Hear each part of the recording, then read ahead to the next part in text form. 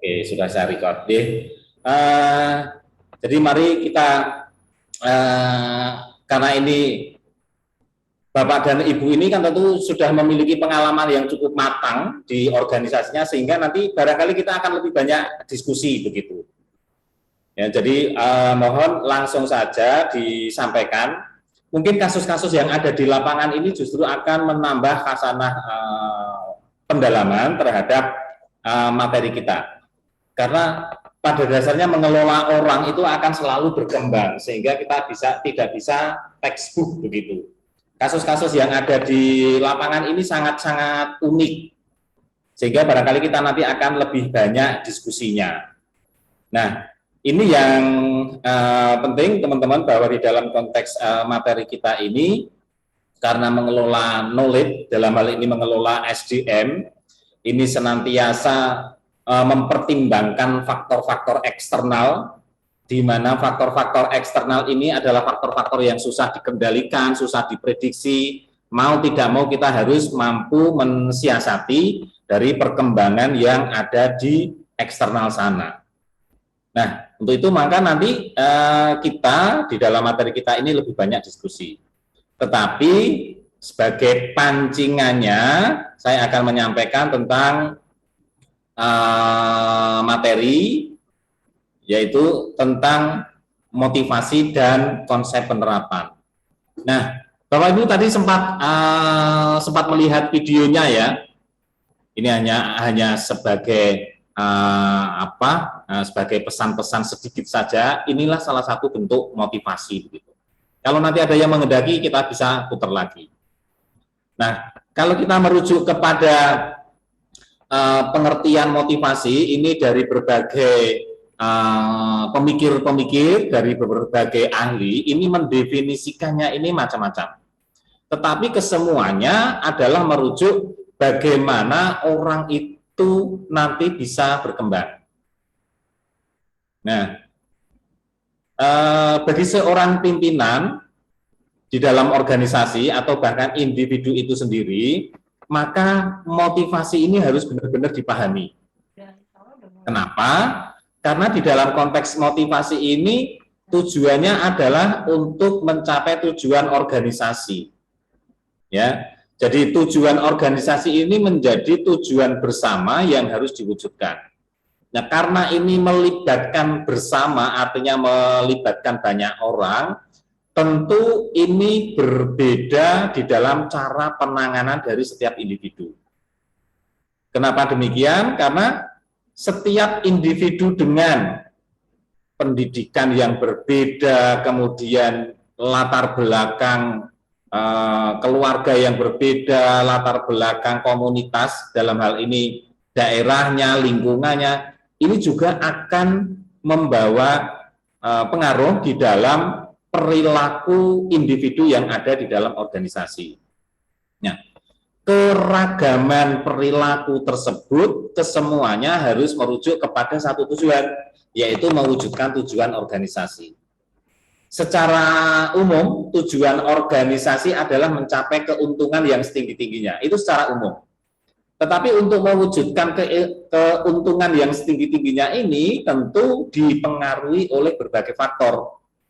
Ya, faktor organisasinya itu sendiri, dalam hal ini ya ada mesin, gedung, finansial, dan orang-orang yang ada di dalam organisasi. Nah, yang kita bahas adalah orang-orang yang ada di dalam organisasi. Nah, orang-orang yang ada di dalam organisasi ini pun di dalam mewujudkan tujuan perusahaan, tujuan organisasi, ini dipengaruhi oleh faktor eksternal dan internal. Maka motivasi ini juga harus menyentuh tentang internal dan eksternal organisasi. Internal dan eksternal dari individu di dalam organisasi. Jadi, pengertian motivasi yang kami maksudkan adalah bahwa di dalam memberikan motivasi internal individu, orang-orang yang ada di organisasi, Dan motivasi eksternal individu ini juga harus diciptakan. Maksudnya begitu, ya. Artinya bahwa konteks motivasi ini ada motivasi internal individu dan motivasi eksternal individu. Ini sebelum kita membahas tentang definisi dari motivasi yang lebih lanjut. Jadi motivasi ini bisa dari internal individu atau biasa disebut dengan intrinsic motivation. Kemudian ada motivasi yang datangnya dari luar atau extrinsic motivasi. Misalkan begini, kalau perusahaan memberikan gaji yang tinggi, berarti itu berasal dari luar individu. Nah, maka ini yang disebut dengan extrinsic motivasi. Atau bahkan bentuknya tidak hanya seperti itu, ada bentuknya yang negatif, misalkan hukuman. Kalau ada yang melanggar peraturan perusahaan, maka kemudian dihukum. Maka ini adalah extrinsic motivasi atau motivasi yang datangnya dari luar, tetapi yang bersifat negatif. Nah, hal-hal ini bisa dilakukan di dalam organisasi dalam rangka untuk mewujudkan tujuan bersama, yaitu tujuan organisasi ini. Nah, apa itu motivasi? Beberapa ahli mendefinisikan bahwa motivasi ini adalah proses yang menjelaskan mengenai kekuatan arah dan ketekunan seseorang dalam upaya untuk mencapai tujuan. Lebih difokuskan menjadi tujuan organisasi terhadap perilaku terkait pekerjaan. Jadi ini secara umum, ya, definisi motivasi secara umum ini adalah satu proses. Artinya tidak bisa dilakukan dengan serta-merta, tidak bisa dilakukan dengan cara dadakan, tidak bisa dilakukan dengan cara yang singkat. Ini membutuhkan waktu, membutuhkan proses yang panjang. Dengan demikian ini tentu membutuhkan biaya-biaya yang tidak sedikit. Jadi motivasi ini adalah menanamkan sebuah nilai-nilai ke dalam diri individu. Sehingga nilai-nilai yang tertanam di dalam individu ini nanti akan terwujudkan atau tereksplorkan dengan tercapainya tujuan organisasi. Karena apa? Karena nanti akan merubah menjadi perilaku. Jadi motivasi yang ditanamkan nanti akan merubah menjadi sebuah perilaku. Merubah perilaku itu tentu tidak mudah. Butuh waktu, butuh biaya, butuh tenaga, dan harus dilakukan secara terus-menerus. Ini contoh kecilnya adalah begini, mengubah perilaku. Kalau dulu sebelum pandemi, ini orang belum terbiasa menggunakan masker. Nah, karena dalam kondisi pandemi selama kurun waktu 2 tahun seperti ini, merubah kebiasaan orang untuk memakai masker itu tidak mudah. Harus dilakukan dengan berbagai cara, termasuk dengan berbagai macam tekanan-tekanan. Ya, misalkan selalu ada operasi masker pada malam hari di tempat-tempat keramaian. Kemudian di perjalanan ini juga ada operasi masker. Ini artinya ini merubah sebuah kebiasaan sehingga nanti kebiasaan yang sudah tertanam ini akan menjadi sebuah perilaku. Nah, untuk mewujudkan perilaku seperti ini tentu membutuhkan tenaga yang sangat besar. Kalau kita ambil contoh yang penanganan masker itu tadi, menumbuhkan sebuah kebiasaan agar berperilaku senantiasa menjaga kesehatan dengan cara memakai masker, maka ini butuh tenaga yang luar biasa. Sebentar, saya membaca chat. Bagaimana membangkitkan motivasi dalam bekerja di masa PPKM dan COVID-19, karena ujung-ujungnya motivasi tertinggi adalah gaji dan bonus, di mana untuk mencapai target di era saat ini sangatlah kecil kesempatan target tercapai. Oke, ini satu permasalahan di dalam kondisi pandemi, bagaimana membangkitkan sebuah motivasi. Nah, Bapak Ibu, ini kira-kira langsung dijawab ataukah nanti saya berikan sekilas tentang pengertian dulu? Atau langsung? Monggo kita sharing aja. Langsung saya respon sekarang, ataukah saya menyampaikan dulu tentang motivasi secara umum dulu? Saya sampaikan dulu ya, sebentar ya, nanti kita... Jawab saja langsung, nggak apa-apa, Pak. Langsung ya, oke, begini. Kita melihat ya, bagaimana membangkitkan motivasi dalam bekerja di masa PPKM dan COVID. Satu hal ya, bahwa di dalam konteks motivasi ini kita tadi sampaikan, kita harus menyentuh secara internal dan eksternal. Mari kita berbicara tentang internal terlebih dahulu. Nah, di dalam membangkitkan motivasi di dalam kondisi PPKM atau dalam kondisi pandemi seperti ini, yang paling manjur adalah kita membangkitkan motivasi dari sisi internal.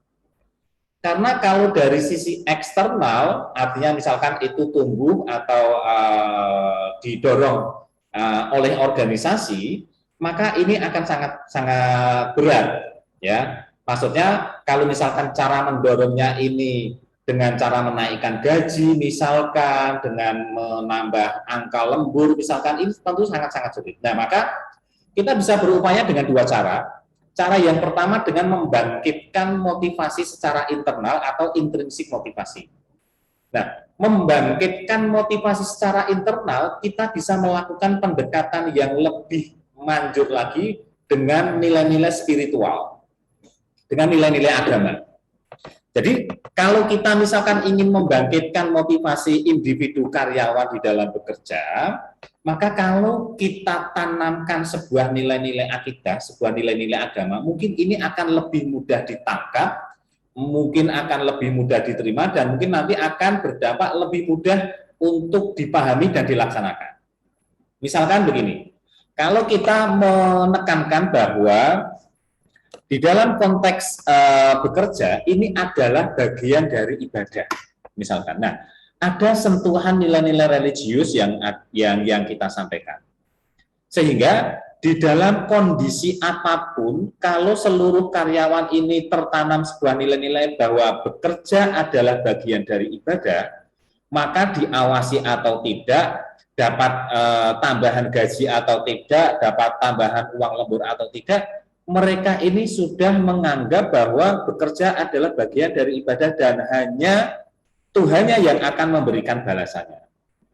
Nah, jadi dengan cara kita menanamkan sebuah nilai-nilai, motivasi intrinsiknya dengan alat, ya, dengan cara kita menekankan nilai-nilai religiusnya, maka nanti insya Allah nanti akan tertanam sebuah motivasi. Ini. Dan itu selalu dilakukan dengan cara terus-menerus. Nah, prakteknya seperti apa? Misalkan bisa saja kemudian dengan menggunakan ide-ide baru yang dilakukan oleh pihak SDM, misalkan setiap malam, setiap Jumat sore misalkan, setelah pulang kerja atau mungkin sebelum pulang kerja, kita membaca yasinan bersama. Ada beberapa pemerintah daerah dalam kondisi pandemi seperti ini, setiap pagi sebelum bekerja, 5 menit atau 10 menit bersama-sama membaca Al-Quran, misalkan. Nah, artinya di sini untuk mewujudkan intrinsik motivasi melalui pendekatan religius bisa dilakukan dengan berbagai cara. Bisa saja tadi contohnya dengan setiap hari Jumat setelah asar melakukan yasin bersama. Setiap pagi 5 menit sebelum bekerja membaca Al-Quran bersama. Bisa saja misalkan setiap pagi jam 8 memulai aktivitas pekerjaan, diperdengarkan, misalkan kalau yang beragama Islam, diperdengarkan bacaan-bacaan Al-Quran. Jadi tidak mengganggu pekerjaannya, diperdengarkan melalui sound system, dengan bacaan-bacaan Al-Quran selama 15 menit misalkan. Itu adalah salah satu cara. Nah, mungkin Bapak dan Ibu di dalam konteks penerapannya bisa dengan cara-cara lain. Nah, dengan pendekatan religius seperti itu, maka akan tertanam sebuah nilai-nilai keimanan, di mana keimanan ini nanti yang akan mendasari motivasi. Nah, kalau sudah tersentuh nilai-nilai keimanannya, maka saya yakin para karyawan ini nanti akan terbangun sebuah motivasi yang luar biasa. Karena apa? Karena menganggap bekerja ini adalah bagian dari ibadah. Maka dia akan merasa malu kepada dirinya sendiri manakala di dalam bekerja ini tidak serius. Ya. Maka kalau sudah ada sudah ada nilai-nilai ibadah, maka totalitas bekerja ini insya Allah akan tercapai. Seperti di dalam konteks video yang tadi kami putar, bahwa di dalam konteks bekerja ini harus totalitas. Totalitas ini apa? Jadi mengerahkan seluruh kemampuan yang dimiliki, baik knowledge, pengetahuannya, skill atau keahliannya, kemudian attitude atau sikap-sikapnya. Kenapa ini penting? Karena pada dasarnya setiap karyawan adalah membawa bendera organisasinya. Maka attitude ini juga akan menjadi peran penting di dalam organisasi. Karena kalau di luar, karyawan itu pasti orang akan melihat dia karyawan di mana, dia bekerja di mana. Jadi masyarakat tidak akan melihat berapa gajinya, jabatannya apa dan sebagainya, tapi dia bekerja di mana. Artinya ini membawa organisasi. Nah, kalau nilai-nilai religius ini sudah tertanam, maka attitude pada saat berada di dalam organisasi maupun berada di dalam perusahaan ataupun berada di luar perusahaan, maka sikapnya juga akan mencerminkan sikap-sikap yang tertanam di dalam perusahaannya. Jadi dia akan memiliki fungsi kontrol manakala nilai-nilai religius ini sudah tertanam. Nah, nilai-nilai religius ini nanti akan berdampak kepada motivasi. Jadi dalam kondisi PPKM seperti ini kita bisa menyentuh intrinsik motivasi. Jadi motivasi yang berasal dari dalam. Yang paling kuat adalah penanaman nilai-nilai religius. Kalau sudah tertanam, saya yakin ya, kalau sudah didasarkan atas nilai-nilai agama, maka dia akan rela berkorban apapun. Pengetahuannya akan dikorbankan, artinya diserahkan kepada perusahaan, keahliannya, attitude-nya, waktunya, gitu kan, sehingga pada saat dia bekerja, dia tidak berpikir lembur. Dia berpikir sebuah tanggung jawab, bahwa apa yang menjadi tugas dan tanggung jawabnya ini harus diselesaikan meskipun melebihi waktu bekerja. Nah, kenapa tertanam nilai itu? Karena apa? Bahwa dia merasa bahwa tugas dan tanggung jawabnya nanti akan dituntut di kelak kemudian hari. Ini artinya nilai-nilai religius sudah tertanam. Nah, kalau nilai-nilai religius di dalam organisasi ini sudah tertanam, maka orang bekerja melebihi dari jam kerjanya, dia tidak akan menuntut tambahan upah berupa uang lembur. Nah, maka di dalam kondisi PPKM seperti ini, motivasi intrinsik ini penting untuk diasah terus. Ya, ini. Jadi itu salah satu contoh ya. Ini untuk mencoba. Barangkali nanti Bapak Ibu bisa memberikan tambahan-tambahan bahwa dalam rangka untuk membangkitkan motivasi dalam bekerja di masa pandemi, ini kita bisa menanamkan nilai-nilai intrinsik motivasi. Namun bisa saja juga ditambahkan dengan ekstrinsik motivasi, artinya perusahaan bisa memberikan berbagai macam fasilitas misalkan. Jadi kalau ternyata ada salah satu karyawan yang sedang terpapar, misalkan terpapar dengan COVID, kemudian perusahaan support dengan cara memberikan suplai, entah itu makanan, entah itu vitamin, entah itu obat. Nah, sehingga dengan adanya suplai makanan, vitamin, kemudian obat seperti ini, pasti ini akan dikenang oleh karyawan. Dia pasti akan mengingat, bagi karyawan yang terpapar COVID misalkan, setelah sembuh dia akan mengingat perusahaan cukup perhatian dengan kami, dengan karyawan. Buktinya apa? Pada saat kami, gitu kan, pada saat kami terpapar, maka perusahaan juga respect, memberikan respon dengan memberikan kecukupan asupan makanan, vitamin, dan lain sebagainya. Ini akan membangkitkan sebuah motivasi, dan motivasi ini datangnya dari eksternal, yaitu dalam hal ini dari perusahaan. Jadi untuk membangkitkan motivasi tidak melulu diukur dengan finansial, ya, tidak diukur dengan finansial. Jadi menanamkan sebuah nilai ini menjadi penting. Contohnya begini, kalau misalkan kita punya usaha, punya bisnis ya, usaha rumah tangga atau usaha individu. Manakala kita kemudian punya respon ya, itu ada anak yatim. Kemudian anak yatimnya ini dibiayai untuk sekolah sampai lulus SMA misalkan. Maka nanti pada saat dia lulus SMA dan kemudian dipekerjakan di perusahaan kita, maka si orang ini yang biayai tadi pasti ini akan memiliki loyalitas yang cukup tinggi. Itu dibuktikan dengan adanya beasiswa yang diselenggarakan oleh Jarum. Nah, mahasiswa-mahasiswa yang dibiayai oleh Jarum, maka dia akan memiliki loyalitas. Setelah lulus, pasti dia akan dengan keinginan sendiri untuk masuk ke perusahaan Jarum. Nah, nilai-nilai seperti ini nanti bisa kita pergunakan untuk membangun motivasi. Jadi kalau ternyata kita membiayai ya dengan cara mengeluarkan finansial seperti itu, kemudian karyawannya ini direkrut dan dia sudah terbangun motivasinya, tidak disuruh, pasti dia akan loyal. Loyalitas seperti ini yang diharapkan oleh organisasi yang nanti akan mewujudkan pencapaian tujuan organisasi. Kalau tujuan organisasi ini tercapai, pasti nanti juga akan kembali kepada karyawan, yaitu dengan adanya kenaikan upah, kenaikan bonus, karena laba perusahaan cukup tinggi.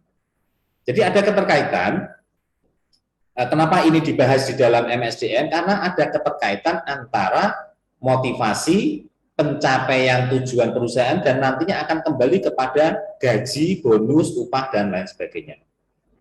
Ini. Saya kira itu, Bapak. Kira-kira cukup terjawab ataukah ada yang lain? Silahkan mic-nya boleh dibuka, kita langsung diskusi saja. Boleh kasih masukan tambahan, Pak Kis? Silakan, J. Ya, selamat pagi semua teman-teman menjelang siang ya. Saya Adi, saya sedikit sharing, Pak. Tadi terkait bagaimana cara membangkitkan, Pak, motivasi di masa seperti ini ya. Oke. Kalau dari saya, Pak, secara simpelnya itu saya sangat setuju apa yang tadi Bapak sampaikan. Gitu. Nah, tambahannya secara realnya itu saya membawahi ada sekitar 50 orang, Pak. Nah, seperti yang waktu itu saya sampaikan, saya selalu menanamkan ke tim itu adalah tebar kebaikan. Nah, yang sekarang, bagaimana caranya untuk membangkitkan itu, saya motivasi mereka dengan memposisikan mereka yang harus disyukuri saat ini. Ya, artinya gini saya bilang, teman-teman, kalau yang pada saat ini mungkin merasa gajinya kurang, merasa pekerjaannya bebannya berat, merasa mengeluh, ini, itu, dan lain sebagainya, coba tolong kalian doktrin dalam pikiran kalian dan kalian ingat-ingat bahwa posisi kalian sekarang itu adalah yang diinginkan oleh orang-orang di luar sana. Syukuri itu. Saya bilang seperti itu. Dan tolong mungkin untuk yang teman-teman masih gajinya UMR, ada yang kemarin itu sempat ngomong sampai kok kalah ya sama Indomaret gitu kan, sama Alfamart gitu kan. Loh, jangan jadikan itu sebagai keluhan. Jadikan bahwa yang di luar pun sangat-sangat menginginkan posisi Anda sekarang. Jadi, kalau itu sudah ditanamkan, teman-teman pasti tanpa tadi ya melihat ada ekstrinsiknya dari perusahaan ngasih bonus, ngasih lemburan, ngasih ini, secara tidak langsung mereka akan terbentuk rasa semangat, Pak. Itu.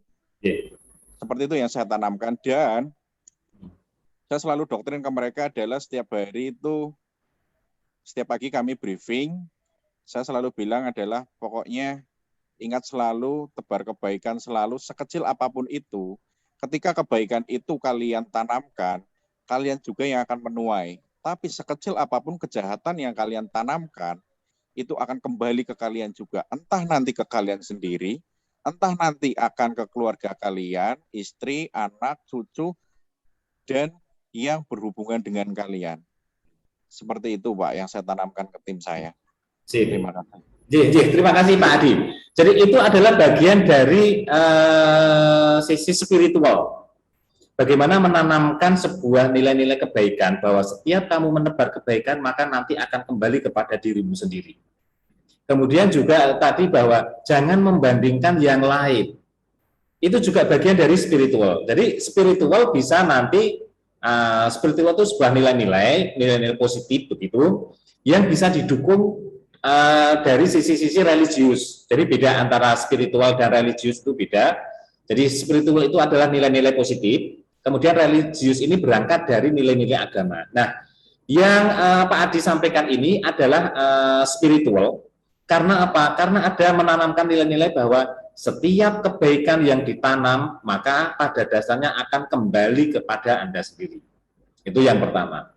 Yang kedua, jangan membandingkan dengan pihak-pihak lain. Karena kondisi yang lain itu kan tidak sama. Jadi, karena katakanlah tadi kalau bahasanya, kok gajinya lebih tinggi dari Indomaret? Iya, mari kita lihat. Jangan dibandingkan dari sisi outputnya saja, tetapi orang yang bekerja di Indomaret itu seperti apa? Jumlah jam kerjanya bagaimana?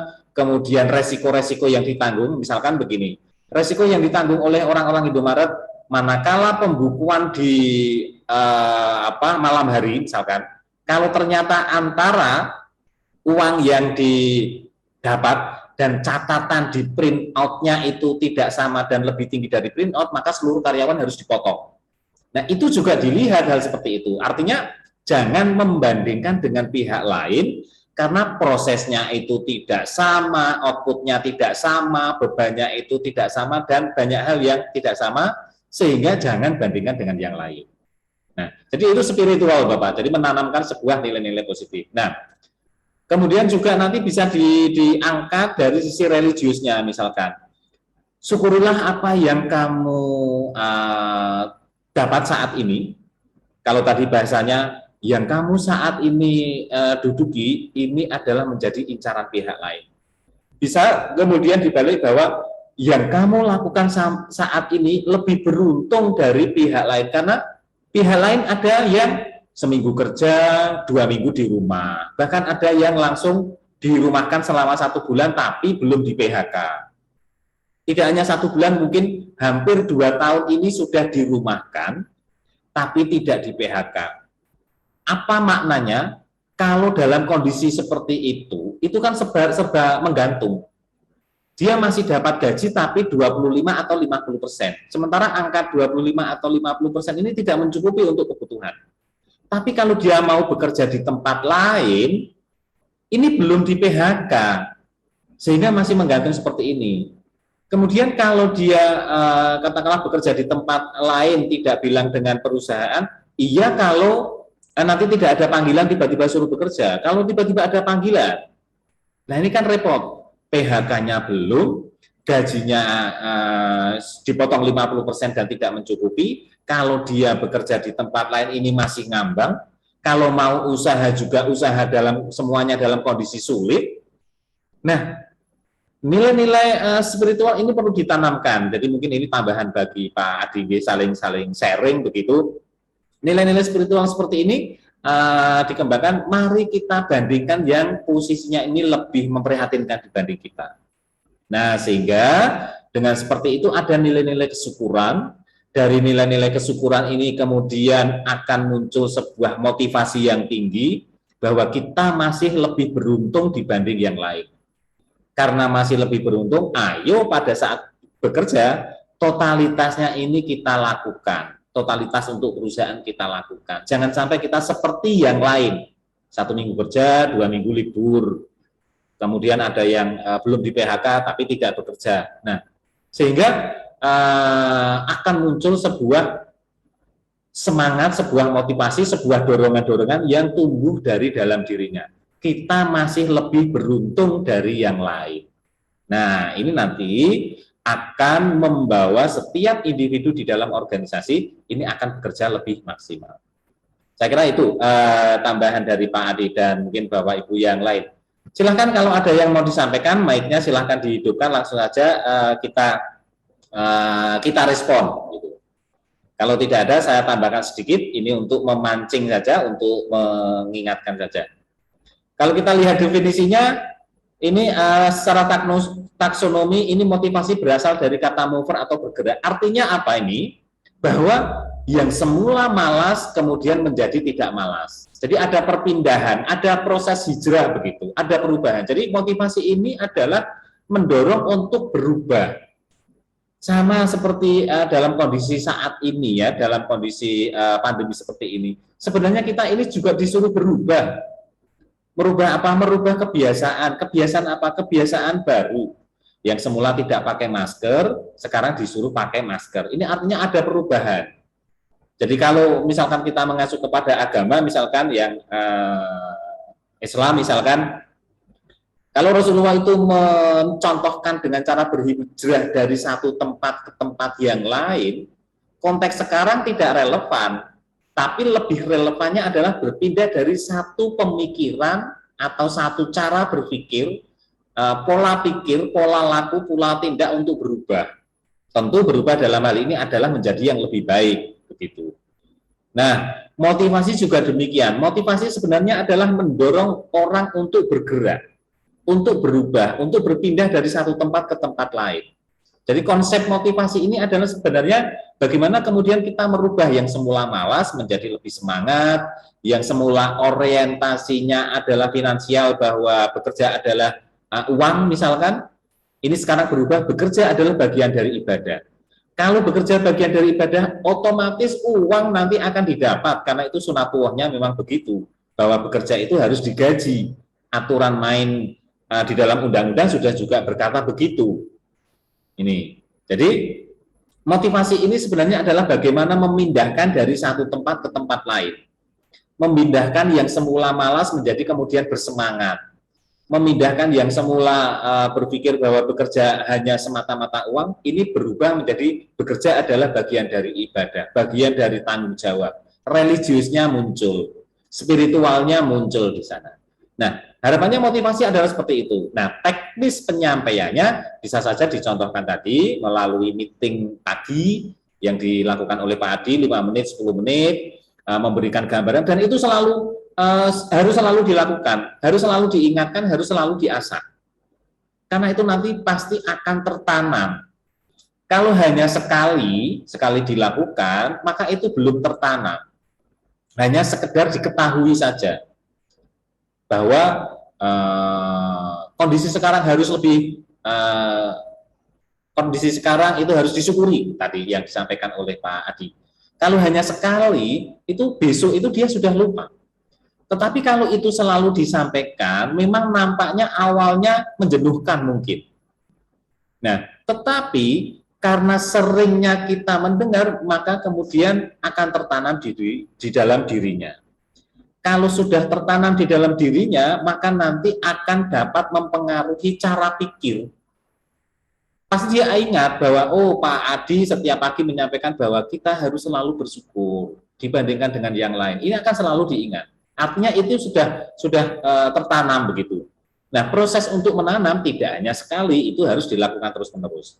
Kalau itu sudah tertanam di dalam memori, di dalam otak, maka nanti akan terekspresi melalui sebuah perbuatan-perbuatan. Perbuatan bisa berupa ucapan, tingkah laku, cara berpikir, begitu.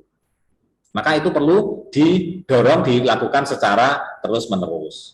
Jadi, maka motivasi ini harus selalu disampaikan, selalu diingatkan, selalu diasah, agar tertanam di dalam diri mereka masing-masing, dan nantinya kalau sudah tertanam, ini akan dapat mempengaruhi pola pikir, pola laku, pola tindak. Jadi motivasi pada dasarnya adalah kita disuruh untuk hijrah. Hanya caranya ini macam-macam. Nah, ini memang berat untuk melakukan seperti itu, berat ya. Jadi untuk memberikan motivasi untuk mengajak berubah seperti itu berat. Sama beratnya ya pada saat Rasulullah itu mengajak untuk hijrah. Bagaimana menanamkan dalam dirinya bahwa setelah hijrah pasti akan lebih baik. Kalau sudah tertanam di dalam dirinya, bagaimana menanamkan umat-umatnya, ayo kita hijrah karena di sana nanti kita akan menjadi lebih baik. Padahal belum ada bukti waktu itu. Artinya ini butuh keyakinan diri untuk dapat meyakinkan orang lain. Kemudian pada saat hijrah di dalam perjalanan, ini juga berat dengan tantangan alam, dengan panas, dengan hujan, tidur yang tidak nyaman, makan yang mungkin kurang, air yang kurang, kebutuhan-kebutuhan individu yang lain ini tidak dapat dipenuhi. Berat iya, karena untuk mengajak bergerak, berubah, itu memang berat. Nah, maka di dalam konteks organisasi, menanamkan nilai-nilai atau mengajak untuk bergerak atau untuk memotivasi karyawan, itu berat, iya. Tapi apakah tidak bisa dilakukan? Pasti bisa. Hasilnya seperti apa? Hasilnya pasti kalau berhasil ini akan lebih baik. Meskipun tidak bisa 100%, tapi pasti nanti akan membawa perubahan-perubahan. Kalau di dalam konteks Rasulullah hijrah, yang semula hanya sebelum hijrah itu ada 13 umatnya, setelah hijrah kemudian menjadi ribuan dan berkembang sampai ke belahan dunia lain. Ya, jadi ke negara-negara lain, ke masyarakat lain yang lebih luas. Ini. Jadi kecil perbuatan yang dilakukan waktu itu Rasulullah dengan cara berhijrah ternyata dampaknya bisa mendunia. Berat iya, segala sesuatu untuk mengajak ke arah yang lebih baik pasti berat. Artinya di dalam konteks perusahaan pada saat mengelola orang-orang yang ada di dalam organisasi, mendorong orang-orang, mendorong seluruh individu yang ada dalam organisasi untuk mencapai tujuan organisasi, ini berat, iya. Sangat berat. Tapi mau tidak ada pilihan lain, itu harus dilakukan. Dan kalau sudah dilakukan, cepat atau lambat, pasti akan berhasil. Nah, itulah motivasi. Silakan teman-teman kalau ada yang tambah lain untuk memberikan pendapat dan lain sebagainya, bisa saja terkait dengan pertanyaan tadi yang disampaikan oleh Bapak Diji. Pak Diji ini Bapak siapa?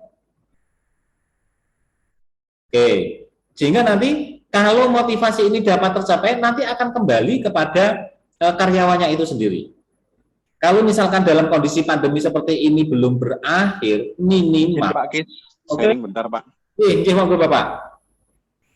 Pak Kis, ini contoh nyata buat teman-teman juga. Jadi betul tadi kata Pak Kis, pasti selalu akan ada tantangan ya Pak ya. Selalu akan ada tantangan di mana kita membuat orang lain untuk berhijrah. Saya ada salah satu contoh, ini tim itu dia adalah orang sekitar ring 1 dari sebuah perusahaan. Dia juga bapaknya punya pengaruh di daerah tersebut. Akhirnya di tempat kerja yang dilalah masuk di tim kami itu jadi selengean Pak, petantang petenteng gitu Pak ya. Tantang petenteng, tapi ya itu tadi setiap hari saya tanamkan, saya panggil secara individu sendiri, saya kasih banyak masukan dan sering saya juga sindir dan secara langsung di depan forum teman-teman semuanya, tapi secara halus gitu. Nah, namun dia juga saat ini mulai perlahan itu berubah. Memang waktunya agak lumayan ya, yang lain perlu berubah 1 minggu, dia ini bisa sampai ini 3 bulan baru berubah. Tapi poinnya adalah berubah, hijrah. Nah, dengan petantang-petentengnya dia, saya hanya bilang bahwa jangan pernah kalian itu berpikir di belakang kalian itu ada siapa. Entah di belakang kalian jenderal, entah di belakang kalian yang punya perusahaan ini, entah di belakang kalian presiden. Tapi ingatlah bahwa di belakang saya ada Tuhan. Ya kan? Dan Tuhan yang berkehendak. Begitu Bapak kalian atau yang ada di belakang kalian itu Tuhan berkehendak akan turun, posisinya akan hilang, terus kalian pasti akan terdampak, harusnya kalian berubah. Saya bilang begitu, Pak. Iya. Tapi kalaupun tidak, ya saya yakin dan saya percaya suatu saat Tuhan pasti akan berkehendak kalau kalian masih seperti itu, otomatis pada saat Tuhan murka, hilang semuanya. Sirna seketika dan sedetik itu juga. Detik itu juga. Saya selalu bilang begitu, Pak, sama dia. Dan lama-lama ternyata akhirnya dia jadi mau sharing, mau ngobrol, mau curhat gitu. Dan poinnya tadi hijrah berubah, Pak. Dengan yang arogannya dia petantang-petenteng kayak gitu awalnya. Motivasi kerjanya nggak ada. Begitu, Pak, pengalaman saya pribadi. Terima kasih, Pak Gis, waktunya. Pak Adi. Jadi itu memang yang paling dalam kondisi, apalagi dalam kondisi seperti ini ya, yang paling kuat adalah bagaimana kita menanamkan sebuah nilai-nilai religius itu tadi. Jadi itu juga salah satu cara yang dipakai, metode yang dipakai dengan cara pendekatan religius. Jadi menggambarkan bahwa Pak Adi tadi menyampaikan bahwa siapapun yang ada di belakangmu itu tidak akan ada artinya manakala itu dia sudah selesai. Selesai itu tanda petik ya, bisa saja selesai karena jabatannya, selesai karena meninggal, dan lain sebagainya. Mari kita lihat dalam kondisi pandemi seperti ini, siapa yang akan membanggakan dirinya bahwa dia orang kesehatan? Nyatanya dokter, banyak yang mohon maaf ya meninggal karena pandemi seperti ini. Banyak orang pintar profesor ya yang juga meninggal. Apakah mereka tidak tahu tentang kesehatan? Tahu, mereka orang-orang kesehatan. Tapi kenapa? Nah, ini kan nilai-nilai religius ini. Artinya apa?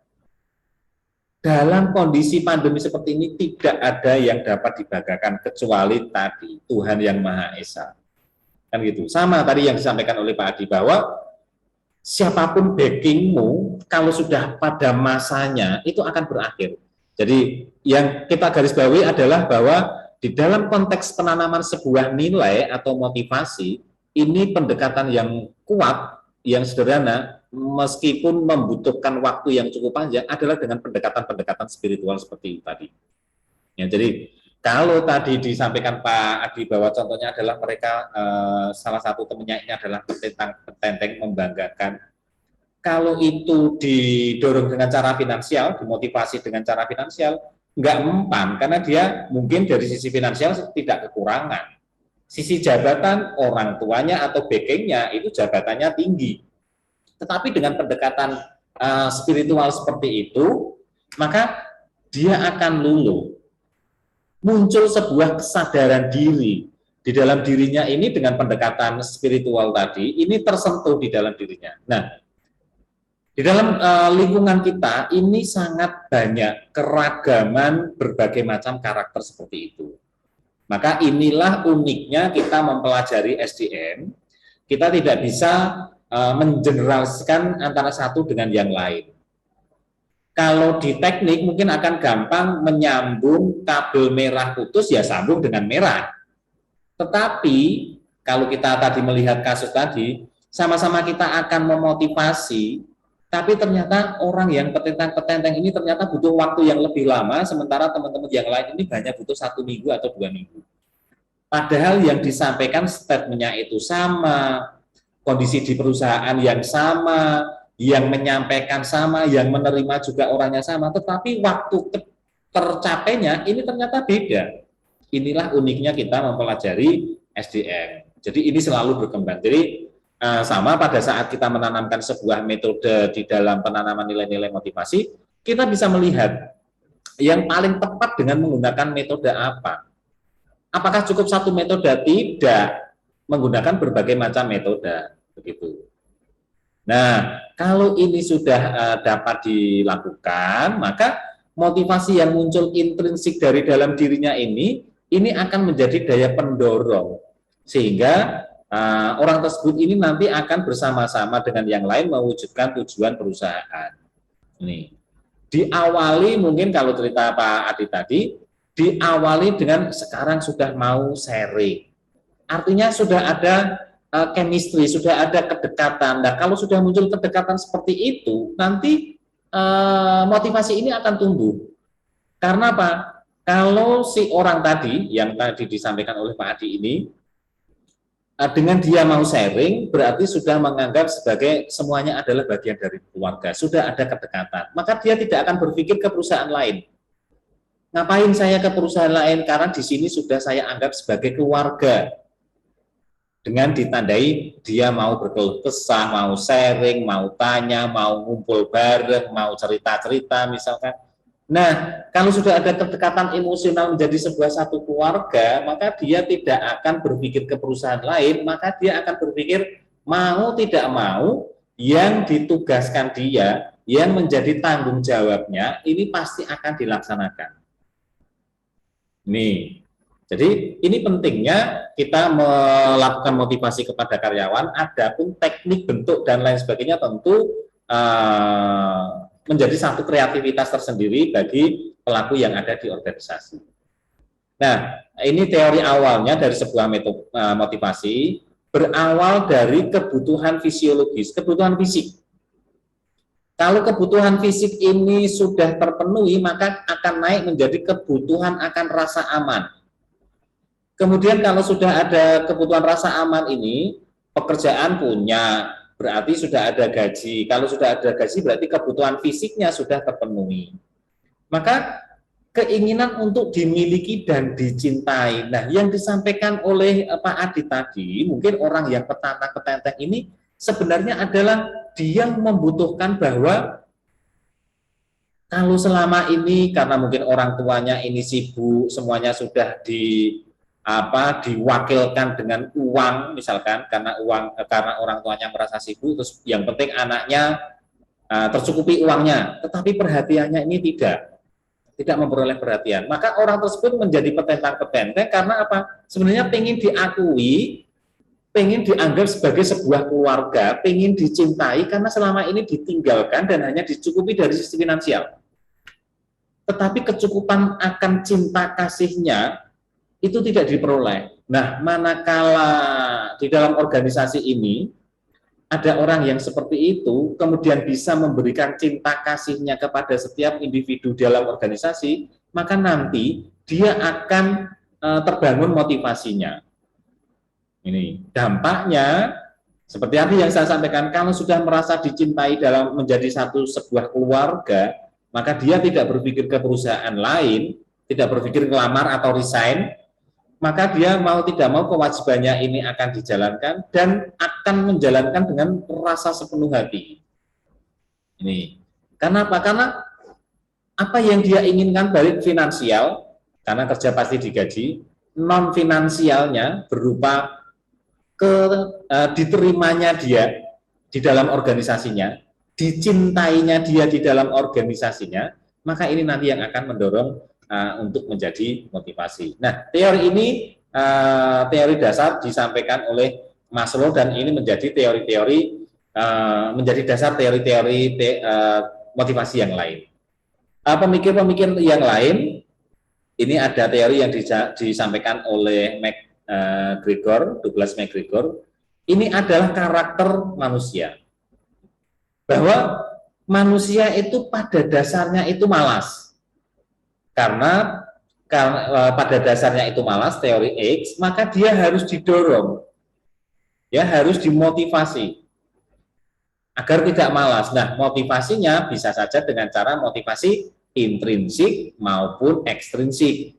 Bisa saja bersifat positif atau bisa saja bersifat negatif. Jadi teori McGregor Douglas ini mengamati tentang perilaku orang.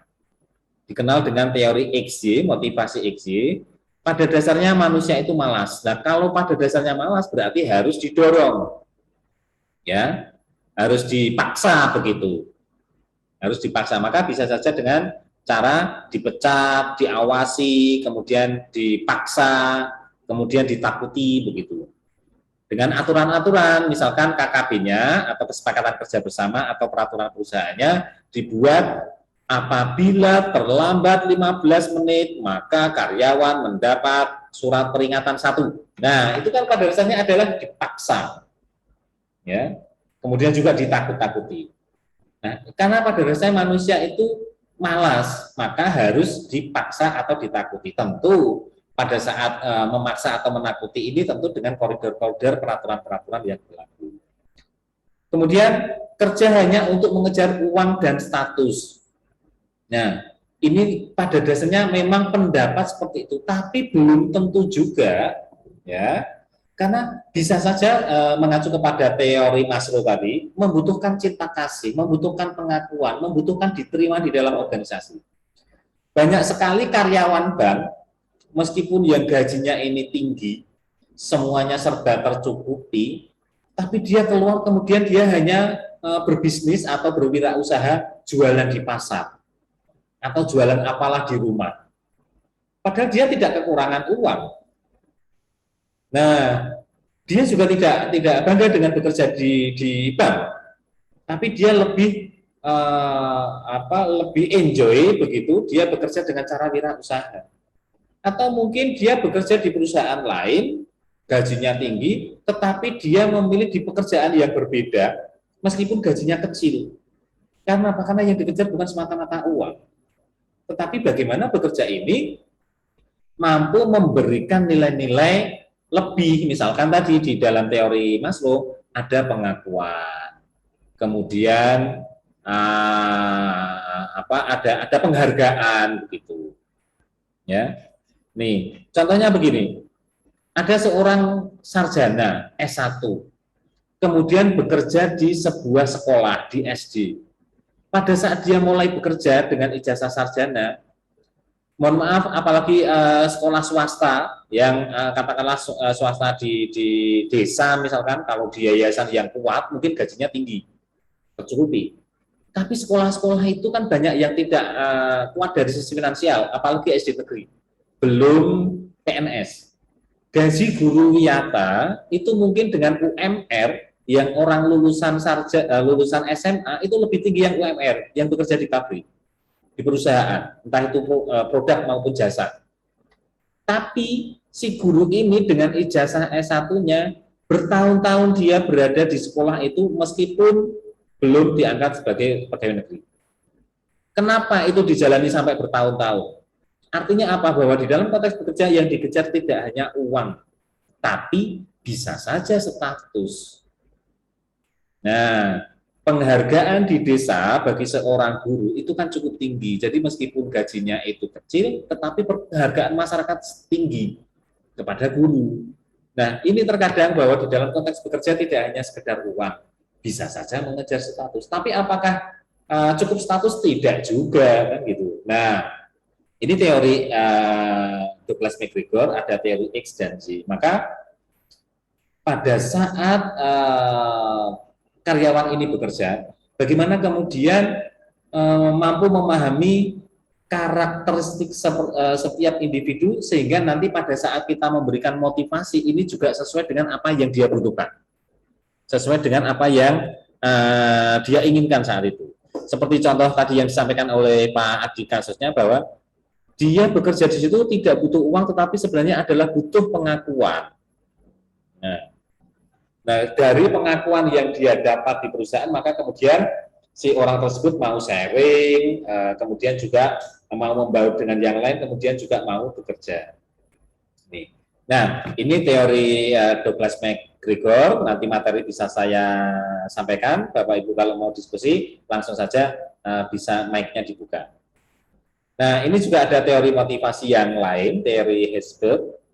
Bila sedang senang, mereka cenderung menghubungkan karakteristik tertentu, yaitu faktor intrinsik seperti prestasi, pengakuan, tanggung jawab, kemajuan, dan pertumbuhan dirinya. Di pihak lain, bila mereka tidak puas, mereka cenderung mengutip faktor-faktor ekstrinsik seperti bonus, promosi, dan lain sebagainya. Itu adalah manusiawi. Artinya kalau ada keberhasilan-keberhasilan yang dia capai, maka statement yang dia sampaikan bahwa ini adalah jasa saya, ini karena prestasi saya, ini karena ada peran saya, dan lain sebagainya. Tetapi kalau tidak tercapai, maka dia akan selalu mencari celah, mencari kesalahan-kesalahan orang lain. Nah, mencari juga kesalahan dari pihak lain yang bahasanya kalau di dalam contoh ini adalah menyalahkan perusahaan dengan bonus, promosi, dan lain sebagainya ini. Jadi kalau kita melihat kondisi seperti itu, Maka ini pendekatan religius yang bisa dilakukan manakala ada karyawan yang berpendapat atau motivasinya ini sesuai dengan teorinya si Hesberg. Dia selalu menyalahkan pihak lain manakala dia tidak bisa eksis di dalam bekerja. Entah itu menyalahkan karyawannya, mencari alibi, mencari pembenaran-pembenaran terhadap apa yang sudah dilakukannya. Nah, ini seringkali muncul seperti itu. Nah, kalau ada orang yang seperti itu, bagaimana kemudian peran pemimpin, kan begitu, dalam rangka untuk memotivasi bahwa ketidakberhasilannya, misalkan produknya itu cacat, target tidak tercapai, itu jangan menyalahkan orang lain, tapi evaluasi diri. Nah, maka metode yang dilakukan oleh seorang pemimpin manakala menghadapi karyawan yang sesuai dengan teori Hesberg seperti ini, motivasinya ini sesuai Hesberg, maka pendekatannya akan berbeda. Maka tadi kami sampaikan bahwa uniknya mempelajari SDM adalah beragam. Nah, dimensi motivasi ini mengandung 3 komponen, yaitu kebutuhan, dorongan, dan tujuan. Ini dimensi-dimensi motivasi. Apa sih kebutuhan?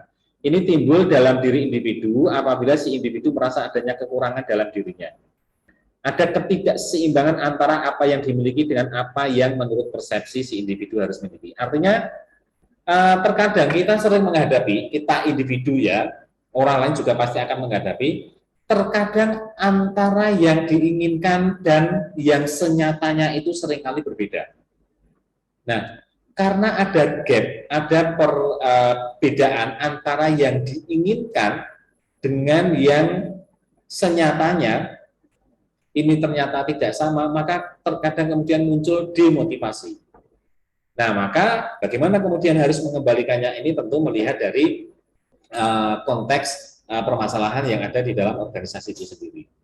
Nah, kalau ini muncul adanya gap antara yang diinginkan dan yang senyatanya, maka ini motivasinya pasti akan menurun. Ya, akan terjadi demotivasi. Tapi kalau antara yang diinginkan dan senyatanya itu sama, maka itu masalah yang berbeda. Maka dia tidak akan terjadi demotivasi. Nah, kalau ternyata misalkan terjadi demotivasi karena antara keinginan dan senyatanya ini tidak sama, tidak tercapai, maka ini pentingnya kita memberikan motivasi pendekatan-pendekatan secara religius gitu. Nih. Oke, Bapak Ibu silakan kalau mau menyampaikan respon, menyampaikan tanggapan, silakan dapat disampaikan. Ya. Oke, nah kita lanjutkan. Kebutuhan akan pencapaian adalah dorongan untuk berprestasi, untuk pencapaian yang berhubungan dengan serangkaian standar. Kemudian kebutuhan akan kekuasaan adalah kebutuhan untuk membuat orang lain berperilaku dengan cara yang tidak akan dilakukan tanpa dirinya. Kebutuhan akan afiliasi adalah keinginan untuk hubungan yang penuh persahabatan dan interpersonal yang dekat. Jadi kebutuhan pencapaian ini merupakan satu dorongan untuk berprestasi. Artinya kalau kalau di dalam organisasi maka saling terjadi persaingan untuk berprestasi dalam rangka untuk mencapai tujuan, ini adalah hal yang sangat wajar. Nah, terkadang di dalam konteks persaingan ini, ya, kemudian muncul sebuah masalah-masalah demotivasi. Apabila keinginan, kebutuhan, dan pencapaiannya itu tidak sama, maka akan terjadi demotivasi. Apabila kebutuhannya akan tercapai, maka akan termotivasi. Nah, kemudian bagaimana di dalam konteks kita akan menerapkan untuk tetap mendorong yang tidak termotivasi atau dimotivasi. Di dalam konteks MSDM kita bisa melakukan berbagai cara. Ya, jadi kalau ternyata ada karyawan yang dimotivasi, ini perlu kita lakukan analisis. Ya, analisisnya adalah sampai sejauh mana keinginannya. Jadi analisis ini nanti mengarah kepada permasalahan apa yang dia hadapi. Kemudian kenapa tidak tercapai apa yang menjadi tujuannya, sehingga mengakibatkan demotivasi. Lalu kalau sudah ketemu demotivasi, ketemu permasalahannya, maka kita bisa menformulasikan apa yang dapat kita lakukan.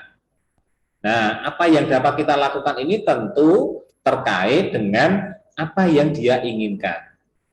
Nah, kalau dia ini katakanlah seorang ambisius, ternyata apa yang dia inginkan tidak tercapai di dalam organisasi, dia tidak bisa menduduki jabatan tertentu sesuai ambisinya misalkan. Nah, dari hasil identifikasi, oh ternyata orang ini sebenarnya bagus, semangatnya itu tinggi, tetapi dia masih kalah dengan yang lain, maka kemudian dia demotivasi, tujuannya tidak tercapai. Ini bisa saja dilakukan dengan cara rotasi ataupun dengan cara mutasi.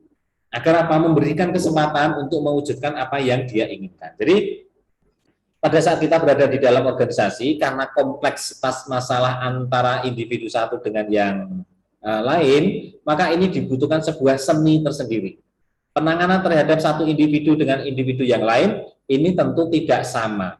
Ini tergantung konteks masalahnya, tergantung dengan karakter individunya, kemudian akan muncul strategi apa yang dapat dilakukan dalam rangka untuk memberikan motivasi, dalam rangka untuk memberikan dorongan-dorongan ini. Nah, untuk mengatasi ketidakseimbangan tersebut, dalam diri si individu akan timbul dorongan berupa usaha pemenuhan kebutuhan secara terarah. Jadi, pada saat ada demotivasi seperti itu, ini menjadi tugas perusahaan untuk bagaimana mewujudkan keinginan-keinginan setiap individu. Setiap keinginan individu tertentu berbeda, maka cara pemenuhannya ini dengan cara-cara yang berbeda dan pendekatan yang berbeda. Intinya adalah bagaimana kemudian perusahaan atau organisasi ini selalu memberikan motivasi, selalu memberikan dorongan kepada anggota organisasinya. Dengan cara-cara yang berbeda, dengan kreativitas yang berbeda antara satu organisasi dengan organisasi yang lain, tergantung dari konteks masalahnya. Ada yang mau disampaikan Bapak Ibu? Kami persilahkan. Cukup? Tidak ada? Oke, Bapak Ibu, cukup J. Perlu kami informasikan bahwa siang ini saya kebetulan juga nanti program kampus itu menerjunkan kuliah kerja usaha meskipun secara daring, ya. Nah, saat ini saya berada di kampus persiapan dengan teman-teman untuk online penerjunan mahasiswa KKU namanya, KKU tematik begitu. Ini memang masuk dalam bagian SKS bahwa mahasiswa mengikuti KKU. Untuk itu mohon izin Bapak Ibu, perkuliahan saya akhiri dulu. Karena saya dan Bapak Ibu yang lain di kampus ini mempersiapkan untuk penerjunan KKU, kuliah kerja usaha bagi teman-teman yang sudah berada di semester atas yang mendekati selesai. Begitu nggih Bapak Ibu. Mohon izin, mohon maaf, terpaksa kuliah saya akhiri dulu untuk mempersiapkan siang nanti untuk penerjunan KKU. Mekaten nggih Bapak Ibu. Baik, terima kasih Pak mewakili dari teman-teman semua. Matur suwun Pak Gis atas ilmunya. Sami-sami Bapak, mugi-mugi berkah semuanya. Ya, apa yang kita sampaikan, niat kita ini memiliki arti, memiliki makna di kelak kemudian maupun di saat ini. Mekaten nggih Bapak Ibu, mohon maaf sekali lagi dengan berat hati perkuliahan ini saya akhiri karena akan mempersiapkan untuk kegiatan-kegiatan yang lain yang tentu juga masih terkait dengan mahasiswa dengan kampus. Untuk itu perkuliahan ini saya akhiri. Terima kasih atas joinnya, atas segala sesuatunya, atas diskusi-diskusinya, dan ini menjadi satu metode pengembangan untuk kita di dalam menyampaikan perkuliahan. Terima kasih sekali lagi kami akhiri perkuliahan dan wassalamualaikum warahmatullahi wabarakatuh. Waalaikumsalam. Waalaikumsalam warahmatullahi wabarakatuh.